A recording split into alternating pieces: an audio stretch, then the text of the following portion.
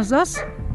Yo quiero que se mueran, yo no quiero que ni siquiera tengan oxígeno para vivir, no se lo merecen. La mujer que acabamos de escuchar sufrió una terrible pérdida, y sus palabras no son más que la reacción instintiva de quien se encuentra cara a cara con quienes le hicieron un daño irreparable a su familia. Te invito a explorar conmigo todo lo que sucedió en esta dramática historia, que se convirtió en uno de los casos que más ha impactado a todo México. Hola a todos, ¿cómo están? Mi nombre es Lesma, espero se encuentren muy bien. Yo como siempre muy contenta de poder estar un día más aquí con ustedes, muy agradecida de que me estén viendo donde quiera que se encuentren. El día de hoy tenemos un caso sucedido en México, el de Mónica Citlali Díaz. Acompáñenme a ver todos los detalles.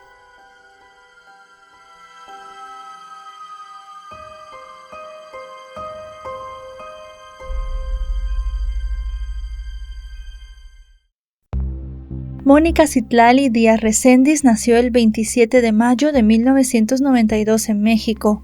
Fue hija de José Juan Díaz y Fausta Recendis, y tenía dos hermanos llamados Misael y Juan Miguel Olivera Recendis. Para 2022, Mónica vivía con sus padres, hermanos, cuñados y sobrinos, en una casa de 2 pisos situada en la colonia El Salado, municipio San Salvador Atenco, en el Estado de México. Allí criaba a su única hija, quien tenía 11 años para ese momento. A sus 29 años, la joven impartía clases en una academia de inglés, donde ella misma había aprendido el idioma. El centro educativo estaba ubicado en el distrito comercial Las Américas, en el municipio de Ecatepec, a unos 20 kilómetros de su casa. Mónica trabajaba todos los días en horarios discontinuos. Llegaba a laborar a las 7 de la mañana y salía al mediodía. Reanudaba su faena a las 6 de la tarde y terminaba a las 9 de la noche. La mujer era muy apasionada con su trabajo y desde su tiempo como estudiante había tenido el sueño de enseñar el idioma en la academia. Sus colegas y alumnos la conocían por su dedicación, competencia y contagiosa energía. Pese al viaje de 1 hora de ida y vuelta entre su lugar de trabajo y su residencia y de los horarios entrecortados, Mónica destacaba por no llegar tarde nunca. A la par de esta labor como educadora, la joven dedicaba su tiempo libre a cultivar la salud física, por lo cual acostumbraba a ejercitarse en un gimnasio especializado en físico-culturismo, al cual asistía los días sábados. Fue en este centro donde la docente conoció a uno de los entrenadores, llamado Jesús Alexis Álvarez Ortiz, de 26 años, con quien entabló rápidamente una amistad, que pronto evolucionó a una relación más profunda. Nacido el 11 de noviembre de 1995, Alexis tenía una licenciatura en Dirección de Empresas en la Universidad Estatal del Valle de Ecatepec. Además del tiempo en el gimnasio, trabajaba como responsable de recursos humanos en un hotel de lujo. En sus publicaciones en redes sociales, Alexis compartía su pasión, tanto por el físico-culturismo como por su trabajo en la hostelería, y proyectaba una imagen de éxito profesional. El hombre vivía en la colonia Jardines de Morelos, al noroeste de Ecatepec. Según algunas fuentes, Mónica y Alexis no se conocieron en el gimnasio, sino en la academia de inglés, donde él era alumno de ella.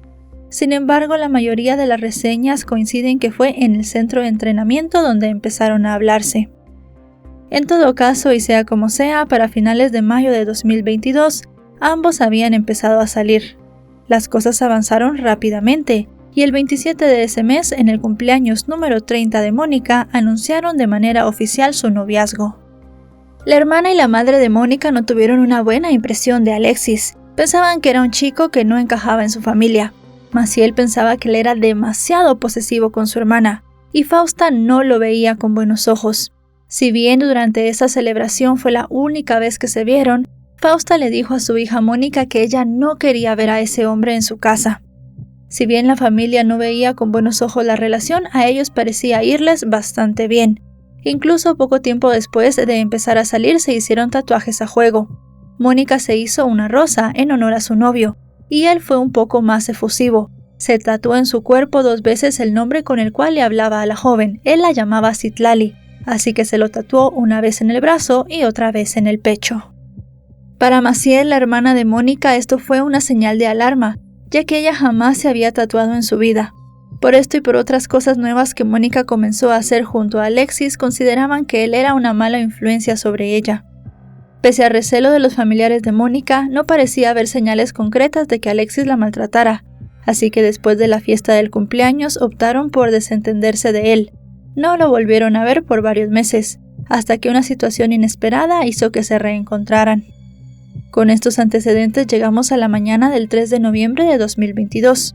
Mónica salió de su casa como siempre lo hacía, y cumplió su turno matutino en la academia de inglés. Volvió a su casa a la 1 de la tarde, le preparó el almuerzo a su hija y la llevó al colegio, y después de eso regresó a su domicilio. Usualmente lo que hacía Mónica todas las tardes era descansar hasta las 5, cuando salía a tomar el transporte público que la llevaba a su puesto de trabajo. Recordemos que su turno en este sitio empezaba a las 6 de la tarde, pero este día ella hizo algo inusual. Faltando 20 minutos para las 3 de la tarde le informó a sus familiares que iría a un centro comercial cercano a su casa. Algo muy raro en ella porque en su horario laboral ella no salía. Era muy puntual, como ya dijimos, y no le gustaba llegar tarde y mucho menos a su trabajo. Pero al final ella salió.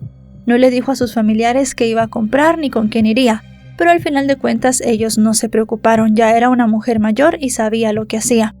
La preocupación sí que empezó 3 horas más tarde.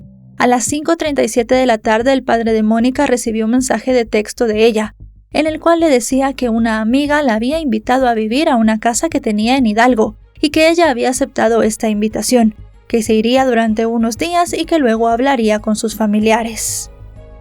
Unos minutos después, a las 5:49, llegó un segundo mensaje y el último que recibirían desde el teléfono de Mónica. En este le decía a su padre que dentro de poco les enviaría la dirección donde estaría para que se quedaran tranquilos. Consternados por esos planes tan repentinos en los que ni siquiera mencionaba a su hija de 11 años, y en vista de que se trataba de un comportamiento inusual de Mónica, sus padres y hermanos trataron de contactarla, pero ella no contestaba los mensajes ni atendía las llamadas. Eventualmente solo escuchaban el mensaje que les indicaba que el teléfono había perdido la conexión de red móvil. En eso, y mientras sus familiares estaban muy preocupados buscándola, llegó a casa Alexis, el novio de Mónica. Él le comentó a los familiares de la joven que él tampoco sabía nada de ella, que había estado intentando comunicarse y que no recibía ni una sola respuesta. Todos parecían muy preocupados, así que Alexis se ofreció en ir con Fausta, la madre de Mónica, hasta la delegación para hacer la denuncia. Una vez puesta la denuncia, se imprimió una ficha de búsqueda de Mónica, y esta comenzó a repartirse en distintos lugares. En esta ficha se podía ver una fotografía de cuerpo completo de la joven, una descripción en la cual se decía que ella llevaba lentes de graduación y también tenía el tatuaje de una rosa, y se describía la ropa que tenía la última vez que la vieron. También se dijo que ella había desaparecido muy cerca del centro comercial de Ecatepec. Con esta alerta se dio inicio oficial al rastreo de la joven. Para esto se desplegaron funcionarios de la Célula de Búsqueda de Personas Desaparecidas de la Dirección de Seguridad Pública y Tránsito de Ecatepec. Los agentes difundieron centenares de copias de su ficha de localización en los alrededores de su casa y en su lugar de trabajo. También entrevistaron a familiares, amigos y colegas de la joven. Un testimonio clave lo ofreció el conductor del autobús que Mónica solía abordar para ir a su trabajo. El hombre dijo que el jueves 3 de noviembre, día de la desaparición, Mónica subió a la unidad y se bajó más o menos a las 5:30 en la parada que quedaba en la esquina de la academia de inglés. Esto significaba que la última posición conocida de Mónica había sido a pocos metros de su lugar de trabajo, y alrededor de la hora en la que la familia recibió los extraños mensajes de texto de su teléfono. Aunque se trataba de una pista importante, las labores iniciales se prolongaron por varios días, aumentando completamente la preocupación de los familiares.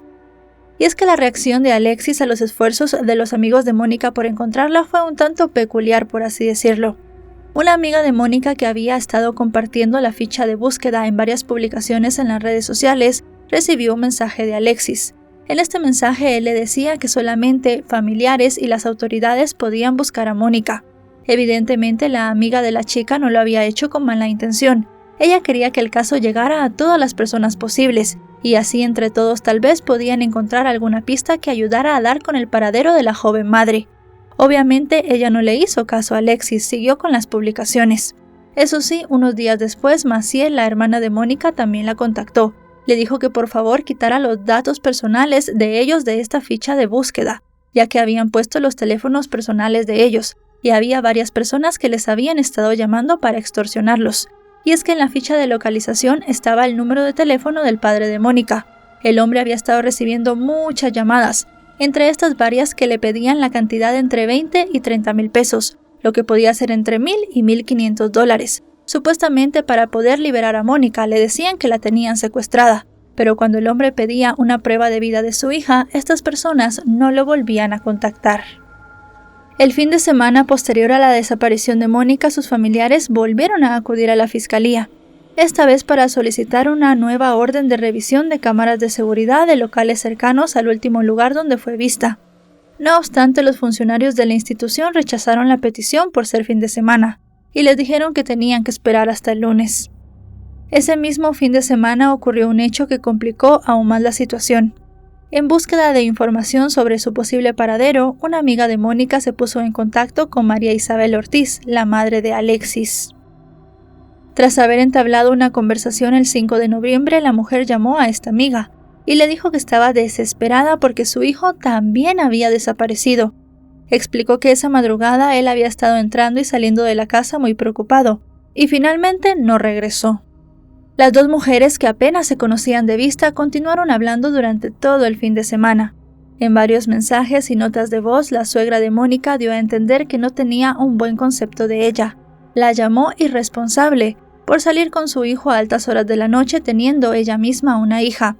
También comentó que para ella era una mala influencia para Alexis. Dijo que su hijo había cambiado mucho desde que habían empezado su noviazgo, que ella lo había llevado por el mal camino y que incluso lo había hecho dañarse el cuerpo haciéndose tatuajes. El lunes 7 de noviembre, María Isabel denunció en la policía la desaparición de su hijo, pero este hecho no fue vinculado inmediatamente en el caso de Mónica. Ese mismo día, Fausta y organizaciones feministas locales llevaron a cabo una actividad conocida como corte de ruta, es decir, una concentración pacífica con el cierre de una vía, en el acceso de la carretera a Ecatepec, en la vía Morelos frente a la Academia de Inglés donde Mónica trabajaba. La madre y allegados de la joven pensaban que, dado el testimonio del conductor del autobús y la costumbre de Mónica de llegar temprano, ese había sido el punto donde había desaparecido. La protesta sirvió para dar visibilidad al caso de Mónica, ya que fue cubierta por varios medios de comunicación. La presencia de periodistas permitió a la madre y a la hermana de la mujer expresar sus críticas a la aparente desidia de los equipos de investigación coordinados por la Fiscalía. Yo estoy pidiendo, como madre que soy de ella, que nos entreguen videos para ver por qué motivo se la llevaron, qué les ha hecho mi hija, por qué hacen eso, son papás, son hermanos, ¿por qué hacen eso? Compréndanme que soy una madre desesperada, que yo quiero saber de mi hija. Por favor, pongan un poquito más de su parte para yo tener un poco de más consuelo, por favor, se los pido de corazón. Al día siguiente, el 8 de noviembre, la amiga de Mónica se puso nuevamente en contacto con María Isabel y le preguntó si sabía algo nuevo de Alexis. La mujer respondió que no tenía noticias de su hijo, y con una foto le mostró que estaba en el hospital junto a su madre, que acababa de salir de una cirugía. Intrigada, la amiga de Mónica le preguntó a María Isabel si ella sabía algo sobre una casa en Hidalgo. Recordemos que en el último mensaje de texto que supuestamente Mónica le mandó a su padre, le decía que se iba a una casa en este sitio, pero María Isabel comenzó a contestar de manera cortante y luego de un rato ya no le contestó más a la chica. Ella se sintió muy extrañada por esto, y también por el hecho de que María Isabel parecía no estar preocupada por Mónica. Ella simplemente se mostraba preocupada por Alexis, y pensaban que al ser Mónica su nuera, ella también tenía que estar preocupada por ella. Al final era algo sin explicación. Los días fueron pasando y no se tenía información de la mujer, hasta que un giro inesperado le dio un vuelco a toda su familia. La mañana del miércoles 9 de noviembre se reportó el hallazgo del cuerpo sin vida de una mujer a un costado del kilómetro 40 de la autopista México-Cuernavaca, al sur de la Ciudad de México. Tras ser notificados por los residentes de la zona, llegaron a la escena efectivos de la Guardia Nacional, de la Secretaría de Seguridad Ciudadana y de la Fiscalía de Feminicidios. Los restos estaban envueltos en bolsas negras y apenas cubiertos por una sábana. Lo primero que notaron los investigadores fueron las prendas de vestir de la víctima. Llevaba pantalón azul, camisa a rayas y chaqueta azul. También observaron que la mujer tenía tatuada una flor en la mano, así como 2 cicatrices en el cuerpo, una en el antebrazo y otra en la pierna. Al cotejar la información con las fichas de mujeres desaparecidas en la zona, hubo una coincidencia exacta. Esta era Mónica Citlali Díaz Reséndiz, la maestra de inglés de 30 años desaparecida unos días antes. En el reporte forense, así como en el certificado de defunción, consta que la causa del deceso fue un traumatismo cráneoencefálico, causado por un golpe fuerte en la cabeza. Notificados del hallazgo, familiares de Mónica se trasladaron hasta la Fiscalía General de Justicia de Ciudad de México, donde identificaron definitivamente el cuerpo como el de la joven maestra. Las Fiscalías Nacional y Capitalina anunciaron que investigarían de manera conjunta el crimen y que estas labores se llevarían a cabo con perspectiva de género. Como compete en estos casos de feminicidio y debido a que fue una de las últimas personas en tener contacto con ella, se consideró al novio de Mónica como principal sospechoso. Tras conocerse la noticia, no se hicieron esperar las expresiones de condolencias. Los primeros en manifestarse fueron los empleadores de Mónica, quienes publicaron en sus redes sociales un mensaje y fijaron en la entrada de su sede un lazo negro en señal de luto. Incluso el entonces presidente de México, Andrés Manuel López Obrador, se refirió el 10 de noviembre al caso de Mónica, al llamar públicamente que se investigara y se aclararan 3 feminicidios que habían ocurrido en ese momento en el país, entre ellos el de la maestra de inglés. Por su parte, María Isabel le dijo a la prensa que esperaría a que las autoridades le informaran del paradero de su hijo y se negó a declarar más sobre el caso. Lo cierto es que para cuando fue considerado el principal sospechoso de la muerte de Mónica, Alexis seguía sin aparecer, por lo cual las autoridades pusieron todo su empeño en encontrarlo y también en reconstruir las últimas horas de vida de la joven. Mientras todo esto pasaba, la familia de Mónica estaba pasando por una de las peores noches de su vida. El 10 de noviembre, ellos esperaban en las afueras de la morgue a que les entregaran el cuerpo de la joven. Mientras ellos hacían esto, su hermana daba algunas declaraciones a la prensa. En estas declaraciones, ella pidió a las autoridades que se esclareciera el crimen de su hermana, y además de esto que también se hiciera justicia por todas las mujeres que habían muerto de manera violenta. El féretro finalmente llegó a las 9 de la noche. Mónica fue velada en la casa de la familia, rodeada de parientes, vecinos y amigos. José Juan agradeció la presencia de tantas personas que la querían. Explicó que aunque su nieta, la hija de Mónica, estaba triste, su familia iba a tratar de ayudarla y sacarla adelante. Por su parte, Fausta declaró que ya había encontrado a su hija, pero no de la forma que ella esperaba. Pidió a las autoridades que detuvieran al responsable, ya no por ella, sino por todas las posibles víctimas futuras, y deseó que ninguna otra familia tuviera que pasar por lo mismo que ellos. Al día siguiente, el 11 de noviembre, el cortejo partió del velatorio hasta la parroquia Nuestra Señora Reina de las Américas, donde se ofició una misa de cuerpo presente. Luego se transportó él mismo al cementerio Jardín Guadalupano, donde Mónica fue sepultada en medio de expresiones de dolor de sus seres queridos. Después del sepelio, Juan Miguel criticó a las autoridades por sus expresiones de condolencias y dijo que lo importante era que hicieran su trabajo, el de dar con los culpables del deceso de su hermana. Lo cierto era que desde que se encontró el cuerpo de Mónica, 2 días antes de su funeral, las autoridades habían redoblado los esfuerzos para esclarecer los hechos y también para encontrar a Alexis. Finalmente se hizo la revisión de las cámaras de seguridad en las inmediaciones del centro comercial y en el lugar del trabajo de Mónica. En las grabaciones se pudo constatar que a las 2:55 de la tarde del 3 de noviembre, ella se bajó de un taxi, el cual la dejó en el paseo de compras. En una grabación posterior se aprecia cómo ella tomaba otro taxi, pero este no la llevó a la academia de inglés. En cambio, los investigadores accedieron al registro de una cámara ubicada cerca de la residencia de Alexis, que apuntaba directamente a la entrada. Gracias a estas imágenes se pudo determinar que el automóvil dejó a Mónica en casa de su novio a las 4:19 de la tarde, y que él mismo la recibió y le abrió la puerta para que se bajara, tras lo cual ambos entraron al domicilio. Como resultado del análisis de estas cámaras de seguridad, se pudo dar respuesta a una de las más grandes incógnitas que había hasta ese momento en el caso, la de si Mónica había llegado o no a su lugar de trabajo. Evidentemente la respuesta era negativa, porque a ella jamás se la ve salir de la casa de Alexis. A Alexis, en cambio, sí se le ve salir tiempo después. Con respecto al conductor de autobús que había dicho que había llevado a Mónica hasta la esquina de su trabajo, Cuando la policía volvió a hablar con él y cuando le comenzaron a hacer más preguntas, se dieron cuenta que el hombre se había confundido. Él no había llevado a Mónica el día de su desaparición, lo había hecho un día antes y por esto se había prestado a la confusión. Como ya sabemos y como le repito, Mónica no salió de casa de Alexis, pero él sí. Él, como sabemos, también fue hasta la casa de la joven supuestamente muy preocupado porque no había podido contactar con ella, e incluso ayudó a su madre a poner la denuncia de la desaparición.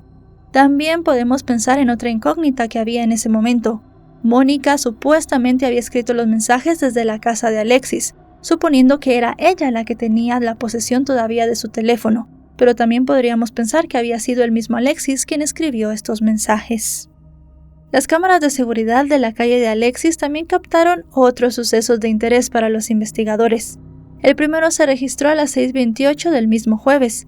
A esa hora acudió a la casa un pariente de él, quien posteriormente declaró ante la Fiscalía del Estado de México. El testigo dijo que Alexis lo llamó para pedirle ayuda. Al llegar el hombre le dijo que ese día había abusado de las drogas, que se le había pasado la mano y que le había quitado la vida a Mónica. El familiar quiso irse, pero él lo amenazó con un cuchillo. Eventualmente logró zafarse y salir del domicilio. Había pues lo que parecía ser una confesión indirecta.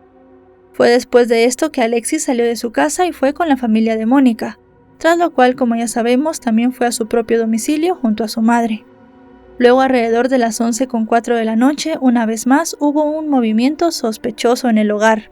Esta vez lo que apareció en las cámaras fue una camioneta de color verde oscuro que ingresó al inmueble.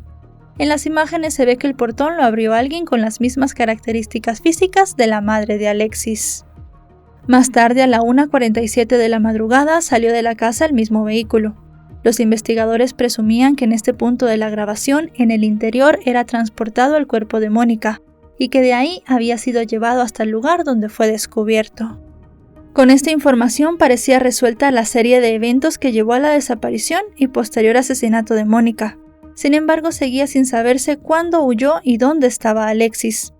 Las respuestas a estas incógnitas llegaron cuando revisaron las imágenes de las cámaras frente a su residencia, las cuales fueron captadas durante la madrugada del domingo 6 de noviembre. Los videos mostraban que a las 2:30 de la madrugada, un automóvil BMW se estacionaba a pocos metros del domicilio del sospechoso. Luego salió Alexis, con un suéter color naranja, quien se acercó y saludó al conductor para luego subirse al vehículo. Este arrancó y se marchó con ambos ocupantes. Un seguimiento del vehículo permitió determinar que había llevado a Alexis hasta el hotel de lujo donde trabajaba y donde había permanecido escondido los siguientes días. Gracias a la placa del vehículo, las autoridades pudieron hacer un seguimiento y dieron con el dueño. El dueño era un chico llamado Jonathan, que era primo de Alexis. A la policía le resultó interesante que fuera el mismo chico que unos días antes había ido a hablar con ellos a decir que Alexis le había confesado que le había quitado la vida a Mónica y que también lo había amenazado con un cuchillo. Jonathan comentó que era debido a estas mismas amenazas que él había decidido ayudar a su primo a esconderse. Mientras toda la investigación se daba y el caso se hacía cada vez más conocido, diferentes personas en las redes sociales comenzaron a indagar en el pasado de Alexis. Recordemos que la gente en las redes sociales muchas veces encuentra cosas que ni las autoridades han podido encontrar. Se dieron cuenta que este hombre tenía un largo historial de violencia. 6 años antes, Alexis había tenido un encontronazo con una persona de 60 años, debido a un problema vial que habían tenido. Alexis le había pegado, le había fracturado la nariz, le había roto el labio, también la placa dental y las costillas. A esta persona le habían tenido que hacer una intervención que tenía que ir a cuenta de la familia de Alexis, pero ni él ni su madre se hicieron responsables de los gastos. María Isabel defendió a su hijo diciendo que él era un buen muchacho y que seguramente si le había pegado a esta persona era porque él lo había provocado y jamás se habían hecho cargo de las acciones del chico. Sobre este hecho, la Fiscalía Mexicana abrió un expediente de investigación, pero Alexis nunca fue detenido ni acudió a los citatorios por la denuncia que se hizo. Tampoco accedió a tener algún acuerdo, cuando cambió el juicio por una mesa conciliatoria. El Ministerio Público trató a Alexis como menor de edad, a pesar de que ya tenía 21 años. Finalmente, el caso fue archivado de manera informal y no se llegó a ninguna resolución. Esta anécdota parecía sentar un antecedente de violencia, que daba credibilidad a la idea de que Alexis pudo haberle quitado la vida a Mónica. Pero hubo otro episodio en la vida del físico-culturista que aunque no apuntaba tan claramente a una propensión al uso de la fuerza desmedida, sí parecía reflejar de manera alarmante el caso de la maestra de inglés. Se trata del deceso repentino de la exnovia de Alexis, una enfermera llamada Narda Patricia Montiel Ramos, a quien todos llamaban por su segundo nombre, Patricia. La joven, también aficionada al entrenamiento físico, conoció a Alexis en un gimnasio en 2016 y eventualmente se hicieron novios. En las redes sociales ella hizo más de una publicación expresando su afecto por su novio, en tanto que él comentaba sus videos con mensajes cariñosos. Patricia fue hallada sin vida en su domicilio a finales de diciembre de 2021. Se determinó que la causa de su defunción había sido broncoaspiración y un paro cardíaco. Alexis fue entrevistado por la policía y dijo que la noche anterior había dejado a su novia en su casa ebria. Supuestamente antes del anuncio de su deceso le habría llegado mensajes a la jefa de Patricia desde su número de teléfono, avisándole que se iba a ausentar por un tiempo. Cuando se consideró hacerle distintos análisis forenses, Alexis convenció a la madre de la joven de que no lo hicieran, con el argumento de que no valía la pena hacerle más daño a su cuerpo. La madre de la chica, confiando plenamente en él, permitió que él mismo contratara un servicio de incineración, lo cual finalmente hizo imposible cualquier tipo de investigación sobre la causa del deceso. Aún sin contar con estos antecedentes, las autoridades consideraron que había indicios más que suficientes para solicitar una orden de cateo para las casas de Alexis y su madre. Estos procedimientos se realizaron el 11 de noviembre, el mismo día que tuvo lugar el sepelio de Mónica. En uno de los allanamientos policiales detuvieron a María Isabel, quien fue acusada de feminicidio y desaparición forzada. Luego, en la madrugada siguiente, arrestaron a Alexis, quien fue hallado gracias a un seguimiento de sus cuentas bancarias en un hotel de la colonia Jajalpa. Madre e hijo fueron transferidos al penal de Chiconautla en Ecatepec, a la espera de una vinculación formal a proceso. En el domicilio de Alexis, funcionarios de la Fiscalía del Estado de México, así como de la Guardia Nacional y de la Secretaría de Seguridad y Protección Ciudadana, encontraron prendas de vestir de Mónica con manchas hemáticas, así como unos anteojos que eran de su propiedad. En cuanto a otros elementos probatorios contra María Isabel y Alexis, estaban unos mensajes de texto que ambos intercambiaron el 6 de noviembre. Alrededor de la medianoche de ese domingo, la mujer le escribió a su hijo preguntándole dónde estaba. Unos minutos después, él le respondió que estaba bien y que se quedara tranquila. Luego ella le mandó repetidas veces mensajes en los que expresaba su angustia por su paradero. Lo sospechoso de estos mensajes era que en el momento en el cual se enviaron, madre e hijo estaban juntos en la casa. Según las cámaras de seguridad, Alexis no había salido hasta que no lo pasó a recoger su primo Jonathan, por lo cual tampoco tenían nada que ver los mensajes que su madre le había mandado a la 1:26 de la mañana preguntándole en dónde estaba. 3 días después de las detenciones, el 14 de noviembre, se realizó la audiencia de imputación formal. A la salida de la sesión, Juan Miguel declaró sobre el enojo que le causaba estar tan cerca de los posibles culpables del fallecimiento de su hermana. Yo lo veía normal, nunca me miró a los ojos, yo lo quería ver a los ojos, a su madre la quería ver a los ojos, yo lo quedaba viendo, nunca volvieron a verme, por lo menos que me he dado cuenta, pero sí, no, es un coraje, muy fuerte que uno siente. Por alguna razón desconocida, Alexis tuvo que asistir a la audiencia con una máscara de oxígeno. Al preguntarle sobre este asunto, el hermano de la víctima dijo que el estado de salud del imputado le era indiferente. Solo le importaba que él y su madre fuesen juzgados por sus presuntos delitos. Tenía suero, no sé cómo se encuentra el caballero, pero pues para mí me es indiferente, ¿no? Para mí es que caiga el peso de la ley sobre él, ¿no? Y sobre su madre, que es lo que están ahí en proceso. Maciel, la hermana de Mónica, fue mucho más dura en su apreciación. Dijo que los imputados no se merecían ni el oxígeno que respiraban. Que se mueran los dos. Yo quiero que se mueran, yo no quiero que ni siquiera tengan oxígeno para vivir, no se lo merecen. Fausta, por su parte, celebró el procesamiento de los dos sospechosos y dijo que finalmente se estaba haciendo justicia. Ellos ya no salen, ya se quedan, porque como que nos quitan un peso de encima, como algo que nos desahoga el pecho, que teníamos y que se está haciendo justicia. El 17 de noviembre, el subsecretario de Seguridad y Protección Ciudadana del gobierno mexicano, Ricardo Mejía Merdeja, informó en una rueda de prensa sobre los datos investigados por su oficina, en particular las grabaciones de seguridad, cuya secuencia ya detallamos antes. El funcionario refirió que Alexis confesó haber atacado a Mónica. Dijo que era un adicto a las sustancias ilícitas y que ese día había consumido varias dosis. Según el subsecretario, Alexis dijo que a causa de esto no recordaba lo que había pasado y que cuando volvió en sí fue cuando se percató de que Mónica estaba sin vida.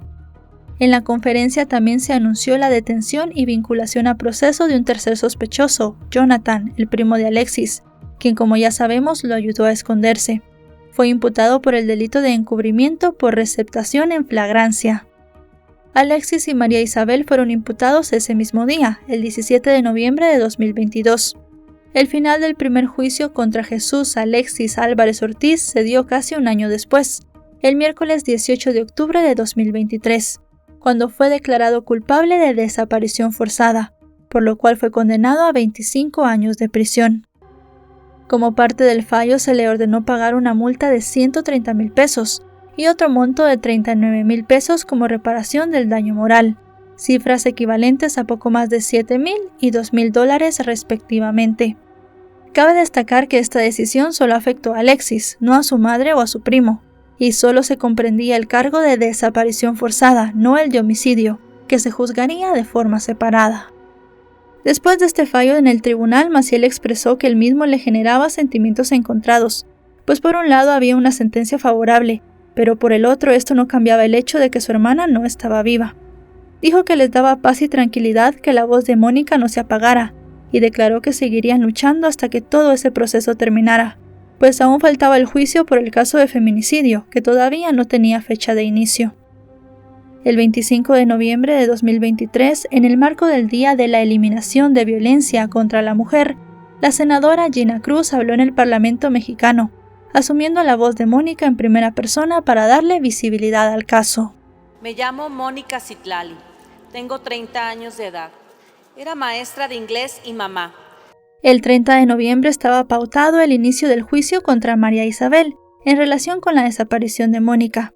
Para el 17 de diciembre de ese año, las reseñas indicaban que la imputada se encontraba a la espera de que se le dictara una sentencia condenatoria, pero no hay indicios en los medios de que se haya llegado a un veredicto. Ese mismo día se hizo público que Alexis y María Isabel fueron puestos a disposición de un juez, que los vinculó a proceso por el delito de feminicidio. Ambos estaban privados de la libertad, él cumpliendo su condena y ella en espera de sentencia. Se determinó un plazo de 2 meses para el cierre de la investigación complementaria, y desde ese entonces no se tienen más noticias del caso. Según lo referido por el diario El País, en México el 95% de los crímenes contra la vida de las mujeres quedan sin resolver. Además, Ecatepec tiene una de las tasas de violencia contra las mujeres más altas del país. Historias como la de Mónica Citlali Díaz, dentro de sus particularidades, parecen ser un ejemplo de este lamentable patrón. Luchar para cambiar esta realidad y el apoyo de las víctimas y sus familias es sin lugar a dudas una importante labor para las instituciones y la sociedad civil de México, de Latinoamérica y del mundo. Y bueno, chicos y chicas, hasta aquí el video de hoy. Un caso muy triste, un caso muy impactante, un caso que ya tiene una sentencia, pero todavía faltan. Realmente, pues es un caso que tardó mucho en resolverse, pero al final la familia de Mónica tuvo justicia, se resolvió el caso y ellos pudieron cerrar este ciclo. Pudieron darle un adiós y Alexis pasará seguramente el resto de su vida en la cárcel. Si este video les ha parecido informativo, recuerden dejarle un me gusta, recuerden suscribirse si no lo están. Actualizo 3 o 4 veces por semana y si están suscritos les llegará una notificación cada vez que yo suba un video. En mis otras redes sociales me encuentran como LesmaVR, allí también subo contenido casi todos los días. Ahora sí, nos vemos hasta otro caso. Adiós.